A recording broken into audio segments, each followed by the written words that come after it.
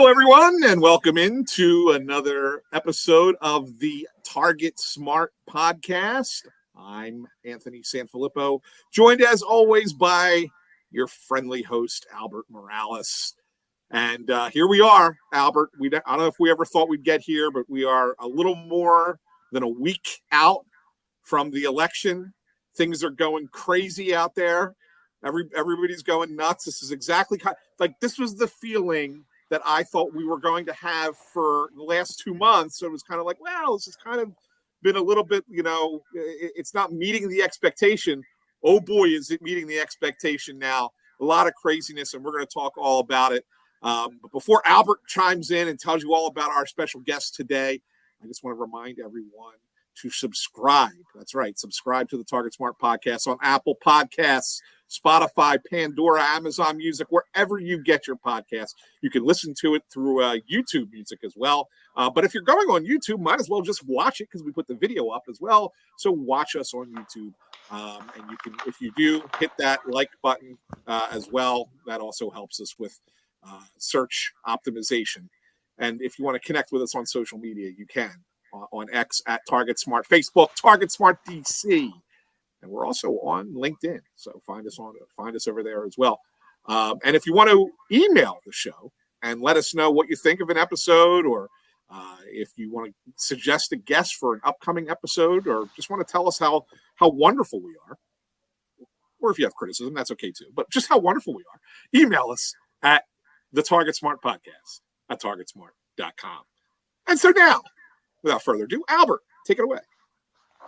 Anthony, I think I meant to wear black today, and what are you in mourning with I want to start with the moment of silence for all those Yankees fans who were out there waking up to the terrible news of last night's demise in the Big Apple.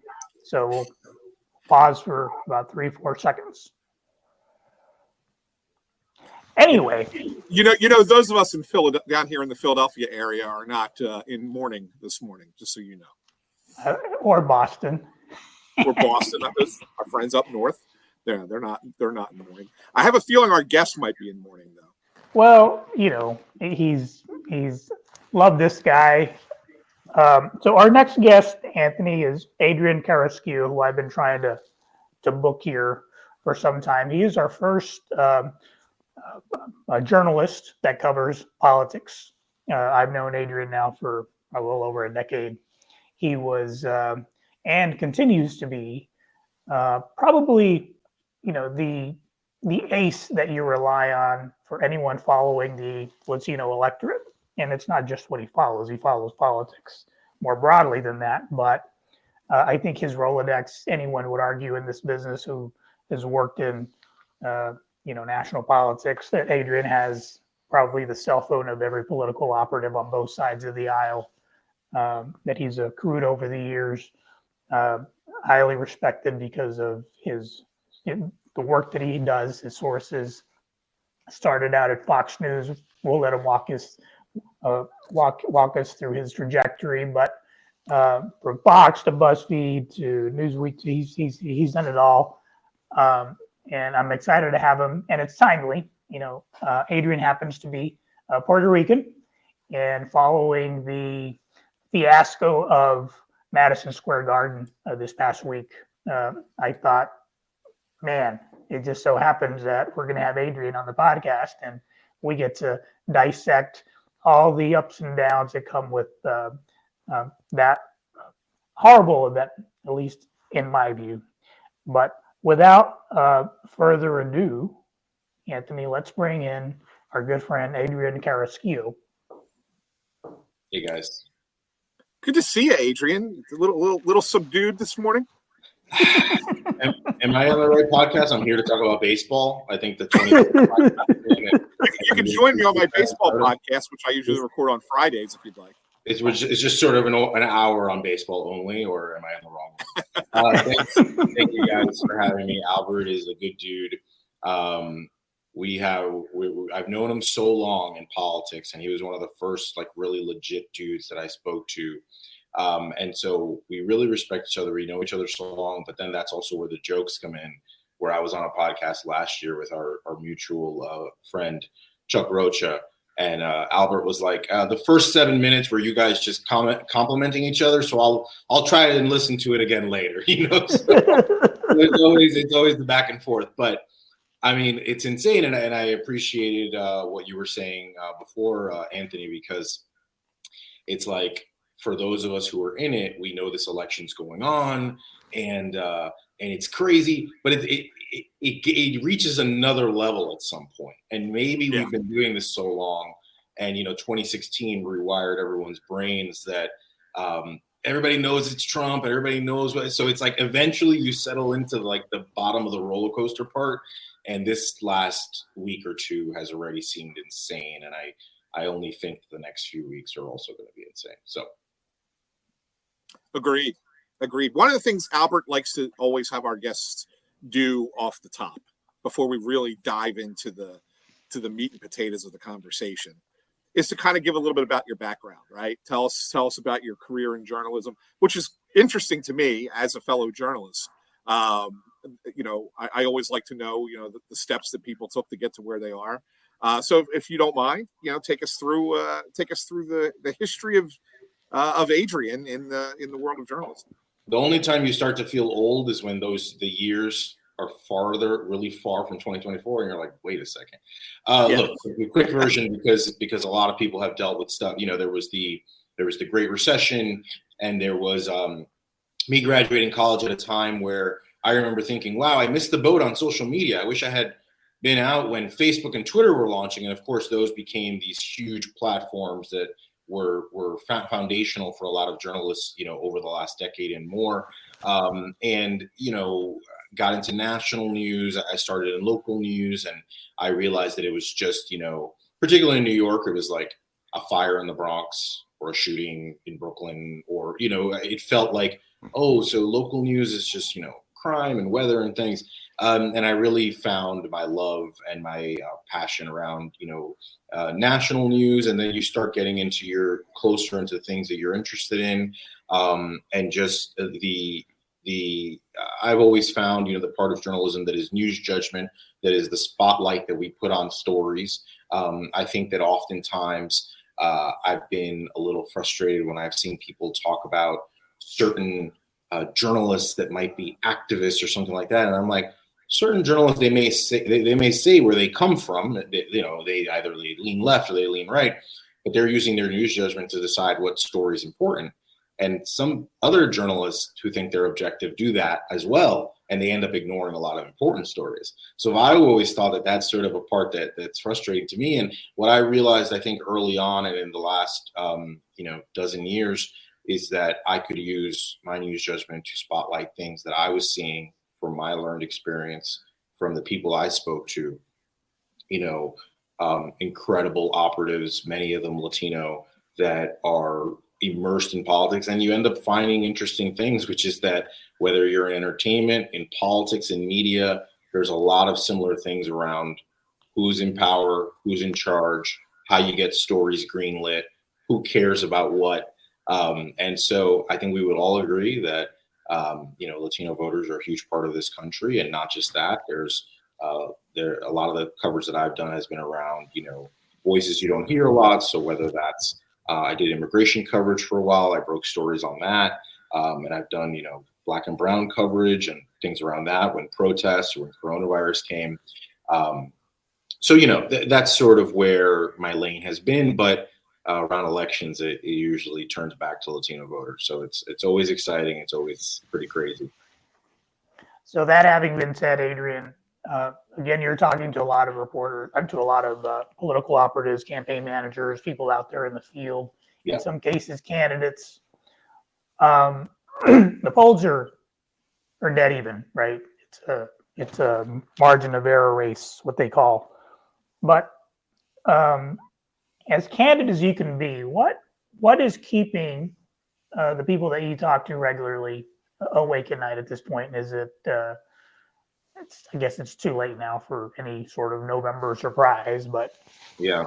And I'd love to mention this and then have a conversation with you, Albert, because I know that you have your thoughts on this. I mean, we do know that it's a 50-50 election.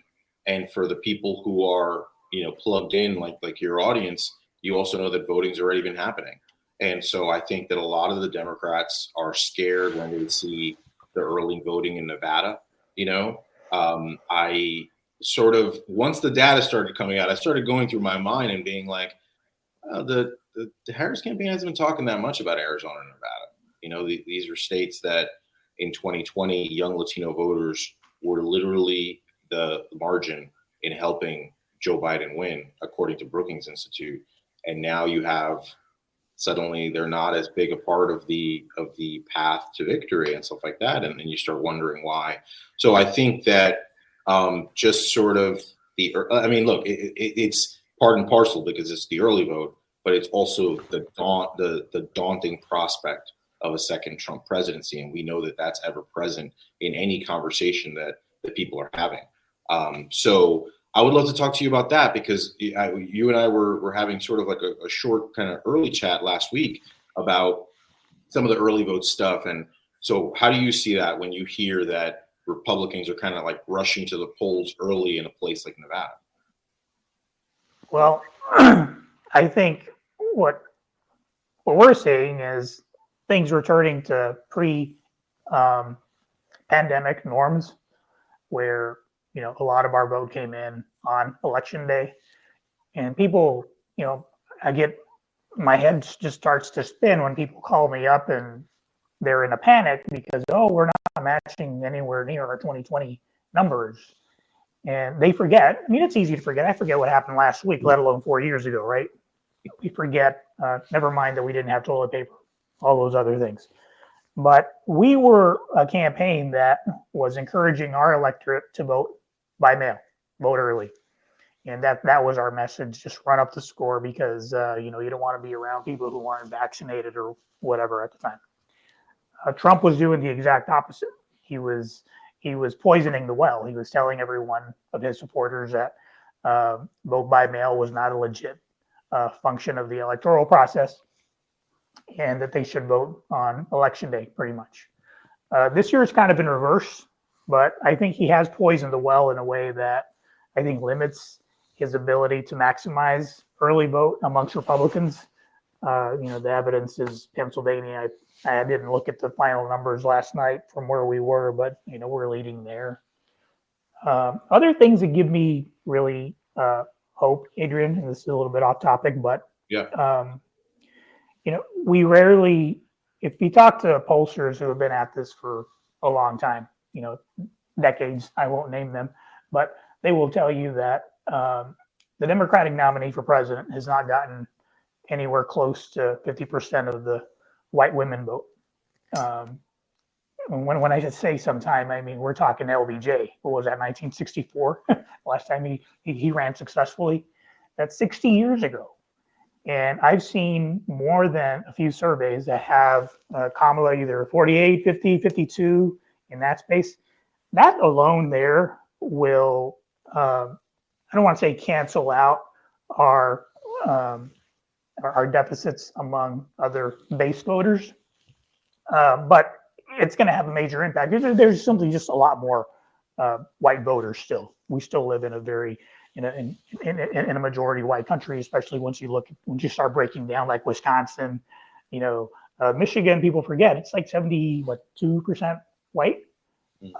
Anyway, we can go on and on, but that's I guess I've never been convinced that this is going to be a close election, and I try as best as I can. I sound like a broken record, but I can never fully appreciate or understand what women are going through in this country. And any man who says that they can is not shooting, is not giving it to you straight. Because under what conditions would you or I or Anthony go to the hospital and be turned away and asked to go to the parking lot? And I get it. It's only happening in a handful of states. It's only affecting 1 in 3 women right now. But the bottom line is everyone knows someone in Texas, right? You can live in Iowa or New Hampshire, or someone in Georgia, someone in Florida. We're all connected in some way or the other. So this idea that women are not going to be, who don't live in these states aren't going to be as motivated enough to to go vote on election day because of abortion, I think is ill-conceived. But anyway, didn't mean to venture off topic there, Adrian, but it's just and if I can jump in real quick, because this is where this is what I wanted to ask Adrian, because I know you talk to people on both sides of the aisle here. So we obviously know why the panic is there on the Democratic side. I think it's a little bit too much panic. As Albert just pointed out, obviously the Republicans are pushing early vote, which they didn't do 4 years ago, and so of course they're going to get closer in the early vote data. I mean, it just makes sense because they're doing it now, whereas they didn't do it 4 years ago. But we have not really heard, and I have not really seen a lot of media that talks about things that the Republican side is worried about. And Albert talks about the white woman vote, and I think that he's right. I think that that's where this election is going to come down to, suburban white women. Are you hearing anything on your side from the people that you're talking to about concerns on the Republican side that maybe, just hasn't gotten out there in the media just yet? It's fascinating because I think with Republican, or at least when you get to the two major parties, you have to do a little bit of the chess of figuring out what the MAGA movement is trying to put out there, what Trump, people have basically already said he's going to declare victory at night no matter what happens, right? So when I start seeing stories where I think New York Times had a story and there was another one about they're very excited by what they're seeing in the data. They're very encouraged. Like, I'm not shocked that they're seeing the same data we're seeing, and they're like, oh, all right, well, this is great. There's this part of me that's always sort of like, well, do they also want it to seem that he's going to win? And then, whoa, what happened here? Because they are setting up a stolen election. It's just a fact. I oftentimes think as a journalist, you don't want to, unnecessarily worry people, but we have to be honest about the situation. We know he tried to steal the election in 2020 when he was president. So, and I think that the closeness of the election could be an issue this cycle on that, which is something I've been thinking about lately.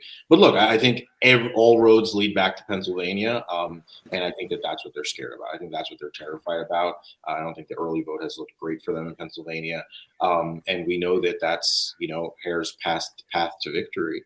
I personally have sort of been Charlie Brown, Lucy with the football too often with North Carolina, where I sort of don't believe it. And I've seen numbers where I'm just like, I don't think that that's a swing state. Obama was the last one to win it. Georgia has seemed primed to swing back for a while.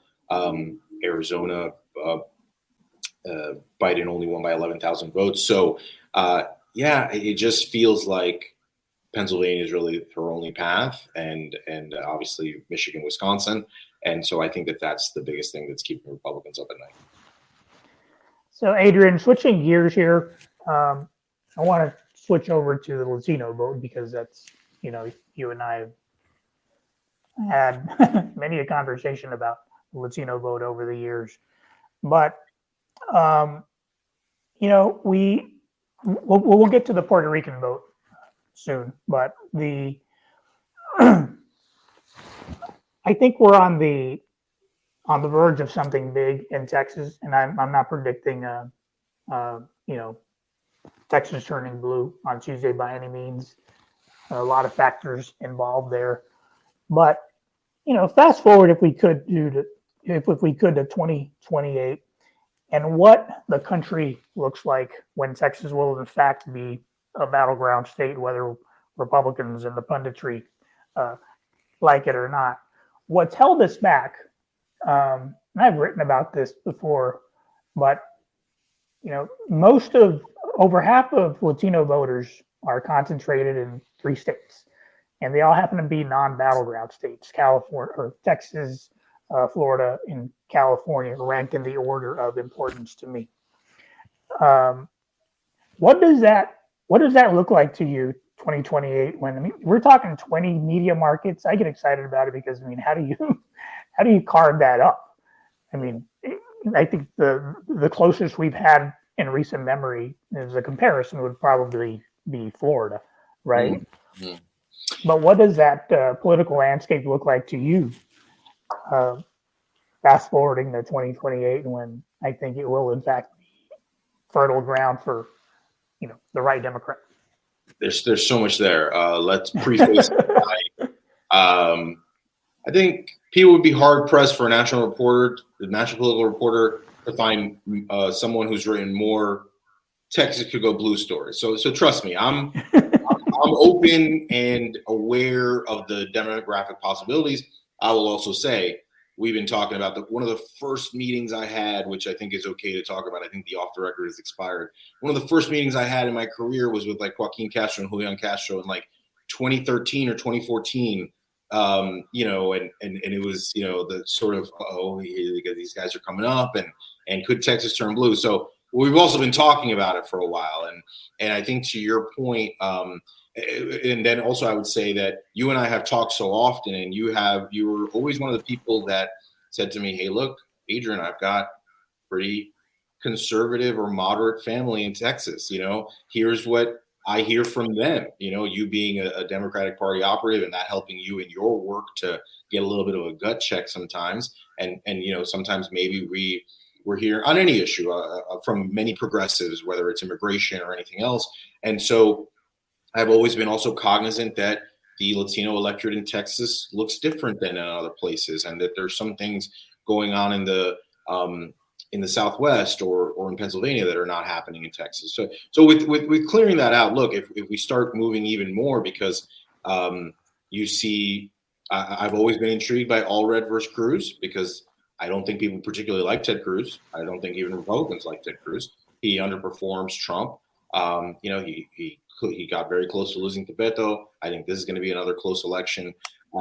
So I think what it really helps is, it's interesting because I think that voters in these states that are particularly partisan sometimes don't know it's actually better for your state if you are a competitive state. It's better if Republicans have to go down there and explain why their policies are good. This is an interesting time for me because I've been freelancing for every place possible while I work on some personal projects that I'm excited about and stuff. And so, I was writing one about climate because I never get to do that. I'm doing this 3-part series with Latino Newsletter where Hispanic Federation was like, hey, let's highlight some of the big groups that are doing the amazing work that you and I both know these groups do.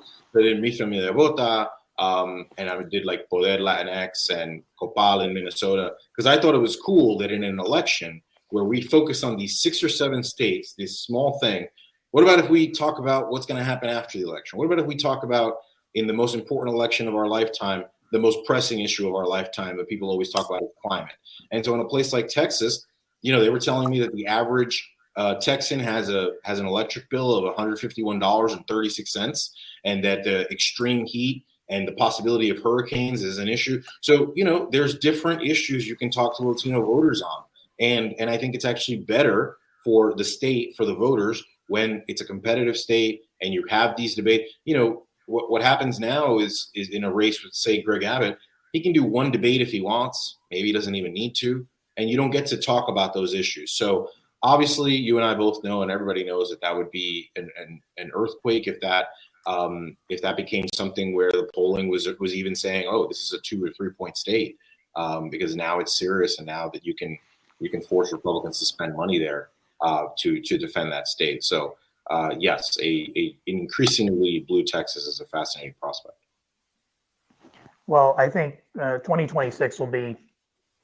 Everyone thinks that this race ends after November, but I think this is just simply a battle for women. For example, I know going back to the topic of women here, but their battle is really in these state legislatures, in the governorships. And in 2026, just so happens that you have all the big states that have enacted these archaic abortion laws that are up. The governorships, state legislature, Texas, Florida, Georgia, etc. But so I guess it's premature to start getting too excited about 2028.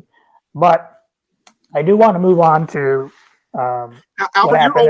You're always looking ahead, Albert.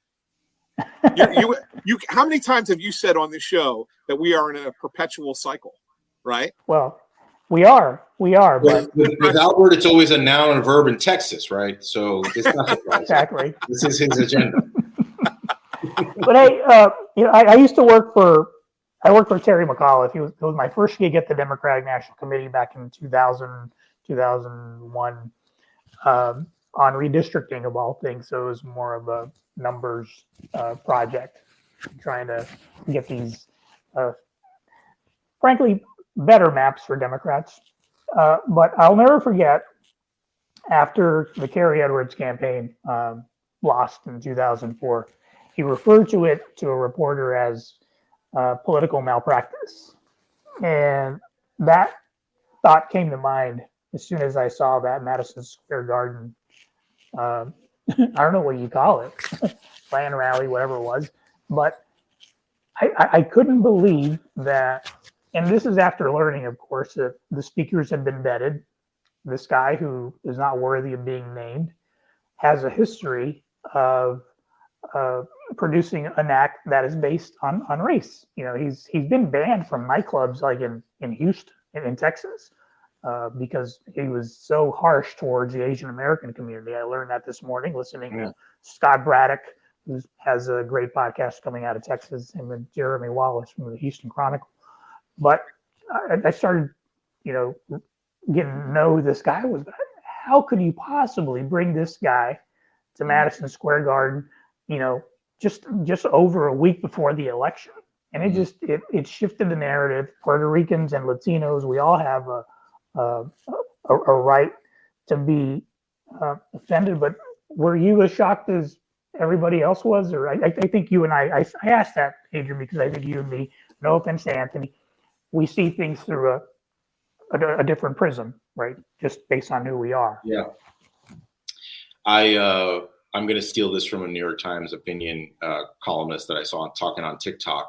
And he said that Republicans and Trump broke one of the 10 crack commandments, which is don't get high on your own supply. And I loved it. That is great. Because we get GOTV, we get talking to your base. And then it's like, is your base just only interested in racist jokes about Black people, Jews, Latinos, Puerto Ricans?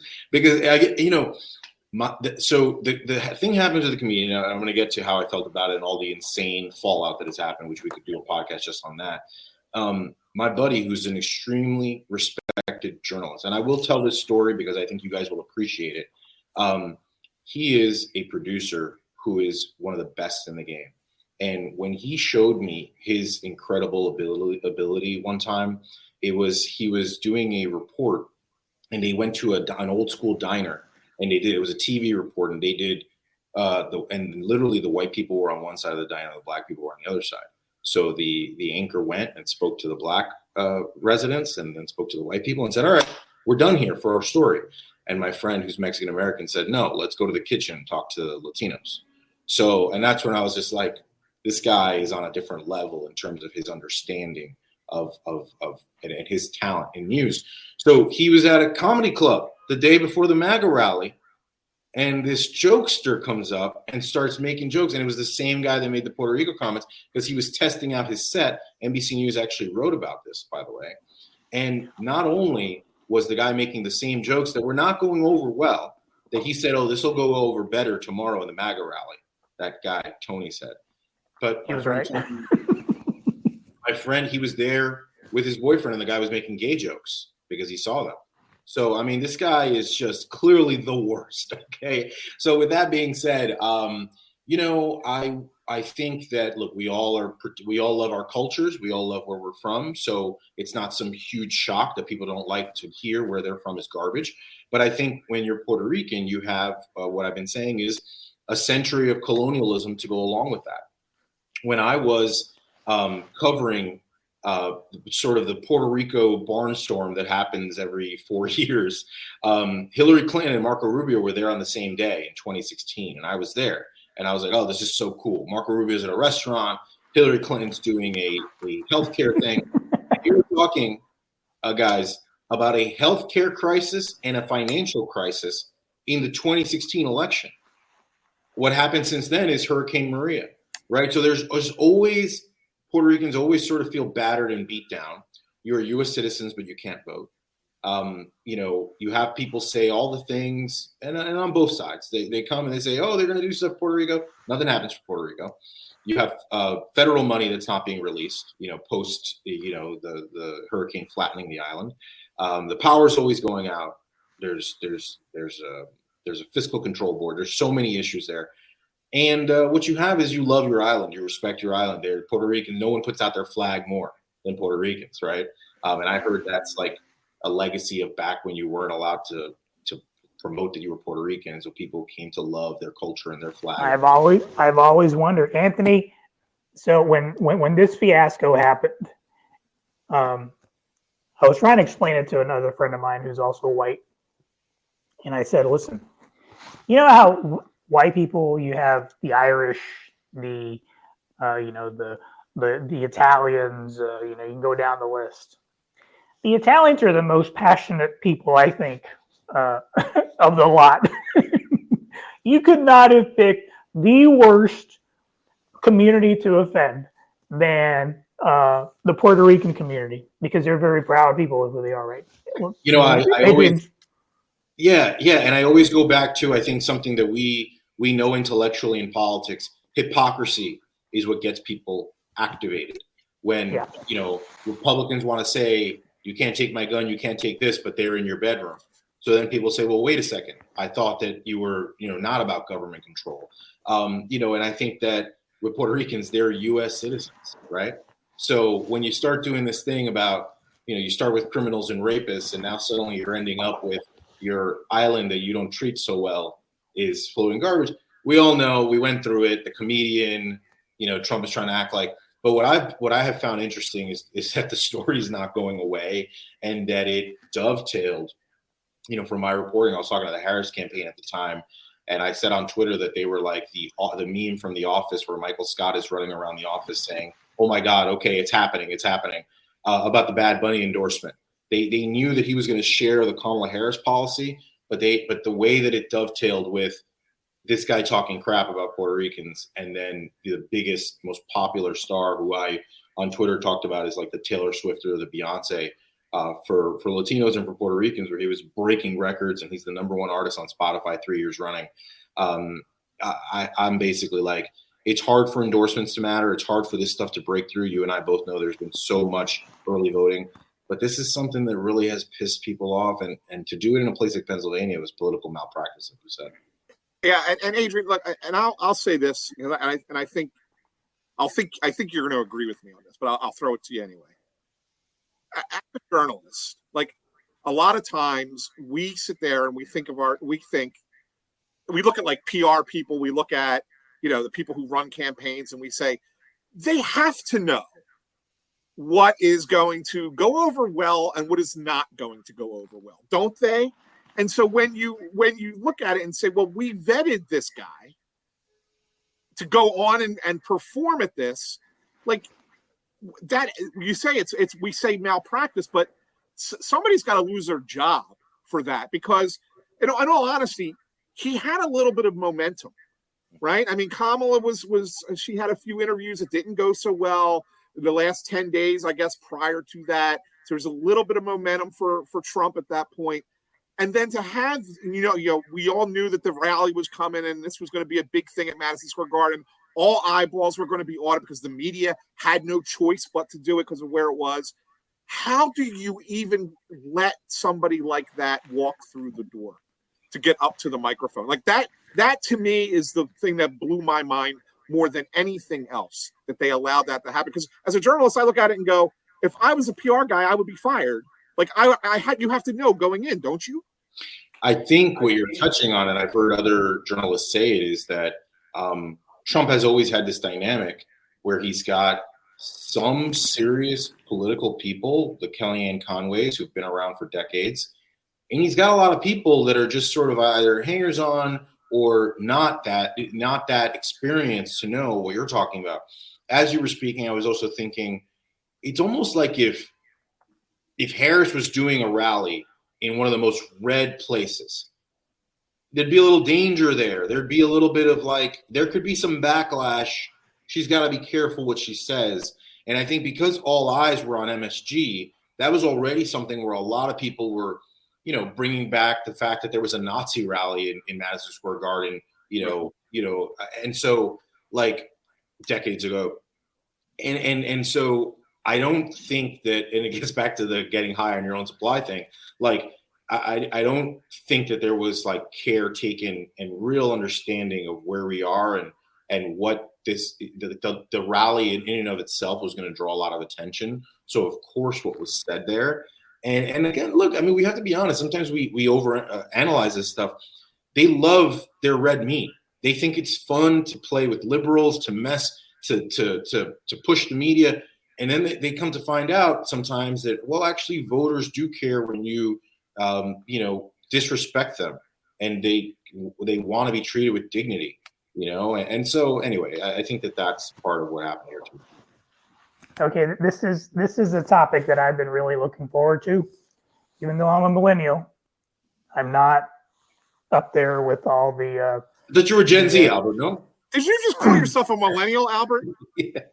Yes, I'm a millennial, Anthony. I'm a millennial. Start using this term. Elder millennial has come out now, which I hate. Oh, aren't we the same age, Albert? I think we're the same age, right? No, I'm what they call a millennial emeritus. That said, I'm not. It's not my genre. No offense, anytime like Cardi B or a Latino artist comes out with something, I always download it just to support them. Never listen to it, but I want to be supported. But for those who don't know, who are of my age, Bad Bunny versus Mark Anthony versus J-Lo, what's the significance there? I know you talked about, I think you were referencing Bad Bunny having been on top of the charts for the past 3 years. And you can skip over any millennial. I mean, what I like to tell people first is my bona fides. I went to 3 of his concerts post-pandemic year, and I went to a 4th one last year. I mean, he's the best, and he's sort of like the king of reggaeton. Think of it that way. Which Daddy Yankee for many years was that. But I mean, he was breaking tour records for a Latin artist, like right after 2022, I think it was, because he did 2 tours back to back. He did an arenas tour and then a stadium tour, that's where we start getting into Taylor Swift and Beyonce level, and he made millions upon millions of dollars doing that. But so where I think he matters, where look, J-Lo is very popular. Mark Anthony, Luis Fonsi, they always sort of come out around election time, and they always back, Biden in 2020 and Hillary in 2016. I think Bad Bunny brings some of that credibility because he's not sort of in the Democrats' pocket. In fact, for most of the cycle, what I had heard, the reason he hadn't gotten out there is, again, sort of not being exactly loving with Democrats and progressives. What they always want his endorsement, they always want his support, but they're not really doing much on Puerto Rico. So he spent like $150,000 on billboards in Puerto Rico, calling the ruling party corrupt. He's against the governor. He's focused on Puerto Rico elections. But I think, again, this confluence of events, and people were pushing behind the scenes, but I had heard from the Harris campaign who told me we just don't want to piss him off. Like, they don't want to make it seem like they are owed his endorsement, because that's not going to go over well. So it was sort of just like, hey, we'll see how it goes. And what I told people a month ago, 6 weeks ago, was if anyone would have an effect on Latino men or Puerto Ricans, in a place like Pennsylvania, I think it would only be him, because we know that endorsements are sort of often, overinflated their importance. So I just think that he's a singular figure who's respected, and he's young, and young people will be like, oh, wow, this is crazy. Because I do think Trump gets an advantage when sort of the cool, men in combat sports, in music, athletes, in rap are backing him. Then young people and people who are apathetic or not as into politics are like, oh, yeah, Trump's cool. It's pretty bad for Democrats if your first thought about Trump is he's cool and not January 6th or a litany of other things that these people might have been too young to really know the entire Trump resume. Anthony, you're a Gen Xer, unlike me. What would be the comparable there of a superstar coming out in support of For my generation, well, I mean, Yeah. you've already seen, Springsteen has done it so many times, Yeah. right? I guess that'd be Politically. the closest. I mean, I guess, he probably goes even a little bit into the boomers as well, because he really was more in the 70s. But although Born in the USA came out in 85, so that's starting with, us Gen Xers were starting to get into music at that time. I saw a guy on CNN, and I'm forgetting his name, but he was on with our friend Chuck Rocha, and he was saying that they had looked at this, and the only endorsement that ever mattered was Oprah, where she gave the permission structure for people to leave Hillary and go to Obama. I'm sure other endorsements have mattered in geographical pockets, right? But I understand what they're like a huge one. Yeah, well, and that was going to be my question, Adrian, and you did touch on it a little bit there, but endorsements are endorsements, right? And I know there's been a lot made of endorsements, obviously, with the Washington Post situation and the LA Times situation, like all that's coming to a head right now. But we really know that for the most part, endorsements are just what they are. But are there certain pockets and communities where they matter more, right? Then so. And I think there are, right? I think so, and I think in journalism, you got to be careful when you go too much to one side. Now suddenly everybody's endorsements don't matter at all. Well, there's a reason people want them. Besides the news cycle, besides the press hit, I think back to Cindy McCain in 2020. And the reason I do is because, and I talked about this at the top, I'm the person who's going to say, hey guys, Latino voters had this huge role in this election. You might want to pay attention to that. Jonathan Martin, who's an excellent longtime national political correspondent, said, Cindy McCain had a huge effect on Arizona in 2020. And I say both are true. You've got somebody who there's a lot of John McCain Republicans. A lot of the reason that Kari Lake is likely going to lose in Arizona is because there's a lot of folks that are not necessarily buying the Trump and heels thing. Trump's got his base like anywhere in the country, and his base can be enough to win elections sometimes, along with disaffected voters. But, right, in 2020, you have high-profile Cindy McCain coming out, giving that permission, I think, for Republicans to say, yeah, I don't like this guy. Yeah, you know what? She brings up a good point. And it's like, I want to make a comparison between Albert and I know people who do Spanglish like ads and stuff, and you're sort of like, why? Or where you hear some words in Spanish in the ad, and they say because if you're getting your kid ready for school, if you're ironing a shirt, if you're having breakfast and it's on in the background on your Spotify, and you hear words in Spanish, your ear kind of starts listening, and now you're listening to the ad. And so that makes me think about someone like Cindy McCain, for a Republican in Arizona, who's sitting on his couch and, is kind of over. We're all sort of over the politics, but who do you listen to? And who does your ear say, oh, actually, they're making some interesting points. So anyway, I do think that's important, particularly when you have the Fox News of the world that are basically a megaphone for MAGA. Adrian, before we wrap up, there's one topic we've discussed Latino men. You and I have had many conversations about their voting behavior and how we're so diverse, right? But I think what's been missing in this conversation is the mental health aspect. In politics, it can be tough. I mean, I'm not too proud to share that I've battled depression over the course of my life. In this business, we're humans, right? Yeah. We want to be loved. My mistake was working for the Democratic Party, for the Democratic National Committee on 3 separate occasions where the answer is always no. And I always, for whatever reason, I felt like that response was disproportionately leveled on me. Everyone thinks of the party as this big bank account that can just, magically throw money at things and solve the problem. It's a presidential vehicle. It's used every 4 years to get our nominee across the finish line. But you go on, right? You what's the prayer? Allow me to focus on things that I can control and not those that I cannot. I'm paraphrasing, but you know what I mean. Mm-hmm. Do you think that after the dust settles and, legal challenges. Hopefully there won't be any because it'll be such a commanding win that we don't have to worry about that kind of stuff.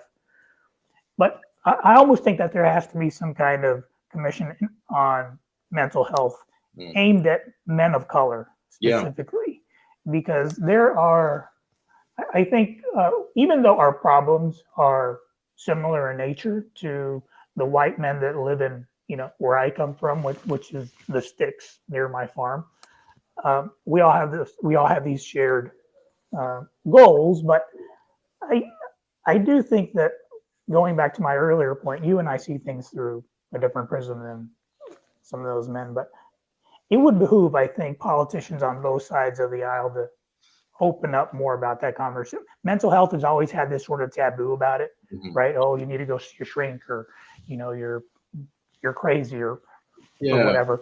And even for me, I was brought up in a very conservative, evangelical home where, you talk to your problems to God. But I remember getting mad at God when I was little because I couldn't understand things. I'm like, you're supposed to be there for me all the time. But later in life, I realized that that attitude was an act of faith, because I knew that he was there, but he was just, for whatever reason, he wanted me to struggle so that it would make me stronger. And it did as a result. I mean, your thoughts, I don't know if you ever talked to anybody. I would start, let's zoom out first just to men in general. I've seen stuff where people are talking about writing books and they say men don't read books, right? So you can't write books. There's all these books aimed at women. And then you're just sort of like, men don't read books. And that's sort of like a sad thing if you think about that, because then there's not going to be as much of that. And so I go from that to, let's zoom in a little bit, on men of color. I mean, young men in this country are a little bit more, disproportionately more men of color. And I think that the same stuff that's happening in social media, the same stuff, I see a lot of podcasts, I see a lot of content aimed at women. And that's great. But there is not as much stuff aimed at men, except for right-leaning stuff, Joe Rogan, and I say yes, and I say also sports, like Cameron and Mace are two hilarious rappers, and they started a sports show. And look, sports is great, right? But let sort of that rounding out the media diet, because let's take a generous look for a second. Not just Joe Rogan, but others. It's jokes, but he brings on people who are Neil deGrasse Tyson to talk about the universe, and different people, right? To talk, and a lot of the stuff that is aimed at men is also like, get your body right, become huge, and it's like there's different aspects. And I'm not saying any of that stuff is bad, but where's the part about the mental health piece? Look, I mean, I've got friends, and a buddy of mine who is he's the best, and he came from Cuba, and he says when he came here, he moved to Wisconsin, and so he just used to get in fights. People used to pick on him all the time, so he just used to have to punch kids in the face and stuff. So he comes from this thing where he's like, I'm very pick myself up from my bootstraps, and I'm like, that's amazing. That reminds me of my dad. That's cool. There's also the part that there's nothing wrong with going to therapy and asking for help and talking to people. I get that from my sister being a therapist, and men are very resistant to talking to people, if you've got a problem. So you mentioned political people. I think the Latino groups, I think the whole infrastructure of these groups, and also Black groups, I think that men of color are being left behind. And you've seen this, the Atlantic has written about the loneliness epidemic, and they've talked about, even in the 90s, there was no more bowling leagues, and Americans were turning more inward, and that has only accelerated post the pandemic. And so, people are lonely, and people are there's all this content, but there seems to be I think it's actually would be an opportunity, like any business opportunity. There's money to be made there, actually, I think, and people to help. So that's something that is interesting to me, and something I care about for sure. And I'm glad you bring that up, Adrian, because I'm fortunate in that I work in two different worlds, and one of them is geared toward the 18 to 54-year-old male demographic, which is sports. Yeah. Right. And in that world, you don't hear any of this. right? Or you for years, for 25 years that I've been doing it, you haven't heard any of this. Until a little bit recently, it's starting to make some inroads there, right? I actually talked to a former major league pitcher who had to stop pitching because of mental health reasons, because he couldn't convince himself that he was good enough to keep going at that level, because he kept getting hurt, he had injuries, and he just broke down, and actually sought help and is feeling a lot better now, which is good for him. But like it's taboo to talk about it in that world. But then you get to come into this world and you realize that, oh my God, people talk about this all the time, right? Like it's like, this is totally fine. This is a normal conversation to have.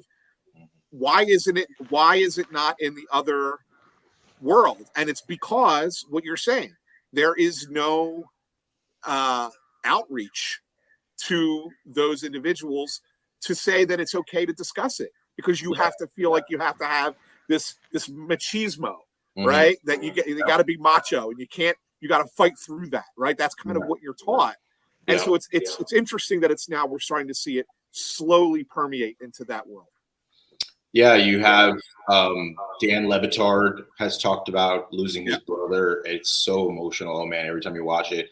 Steven Jackson has the All the Smoke podcast, and you know, I had a former boss who used to say that a good story is touching two live wires. So we're all political obsessives. A political story, we're going to read it. But what about if you combine politics and entertainment? What about when you combine politics and technology? Okay, now we've got something that has a larger audience than just politics. So I often think, like, I think people might hear something like this and be like, whoa, mental health in sports. But actually, all you would be doing is making the audience bigger and giving them a little something different. So, today our podcast is only 97% sports. You know what I mean? Like, so I do think that there's a lot of interesting stuff there, because, you know, men are humans as well. Yeah, sports is a mind game at the end of the day, right? Whether it's golf. Well, they all are. Everything we do is a mind game. And like there is such a correlation between what goes on in sports and what goes on in politics. They've traveled the same parallel paths. They go in the same directions, and it should be okay in both sides. And I often also tell people, I don't like to act like politics is sports, because it's not a game. People's lives are at stake. But where politics is like sports is the narrative. One of these two candidates is going to win, and it's going to be like 51-49. But they're going to act like, well, now they have a mandate. And particularly, that's where I think Republicans get in trouble, because I always say, like, if they were like, well, we won a close election and now we're going to put in our policies. Instead, they're like, the blood of our opponents is upon the field, and now we will sweep in as Emperor Trump will enact Project 2025. And it's like, whoa, hold on a second. I don't think the country has it. So that's why they're going to get their butts kicked in 2026 if they were to win, because it's always this overreaction instead of sort of like, what about if we help people and show people that this is good for the future of the country, you know? But yeah. Adrian, you tell people in New York and Boston and Philadelphia that sports does not affect their lives. Oh, too soon, Anthony. I won't get my thought on the guy who took the ball out of Mookie Betts' glove.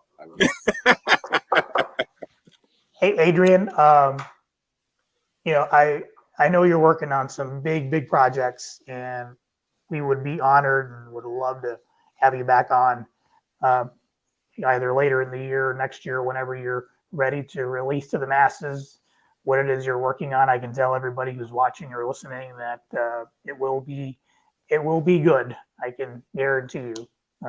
Adrian never puts out anything that doesn't captivate the reader, you know, within the first minute of reading. So I'm expecting big things. Thank you. Anthony, you got any closing remarks? No, I want to thank Adrian for coming on. It's great to have a perspective of a journalist on this show. I got excited when you told me that Adrian was coming on. More excited than any other guest we've had. And we had Jamie Harrison, Adrian, on this show. Really cool. Okay. I was more excited for this because I get to rub elbows with another journalist. It's good. It's good conversation. No, I really want to thank you for coming on. It's always a treat to have great guests, and you've been one for sure. So thank you for being part of it. And I just want to remind our listening audience to subscribe to the Target Smart Podcast on Apple Podcasts, Spotify, Pandora, Amazon Music, wherever you get it. Subscribe here on YouTube if you're watching us. Hit that like button. It makes a difference. Connect with us on X, at Target Smart, Facebook, Target Smart DC, and on LinkedIn. And you can email us, like I said at the beginning of the show. Email us at the Target Smart Podcast at targetsmart.com. So for Albert Morales, our guest, Adrian Carrasquillo, I'm Anthony Sanfilippo. Thanks for tuning in, and we'll see you again next week.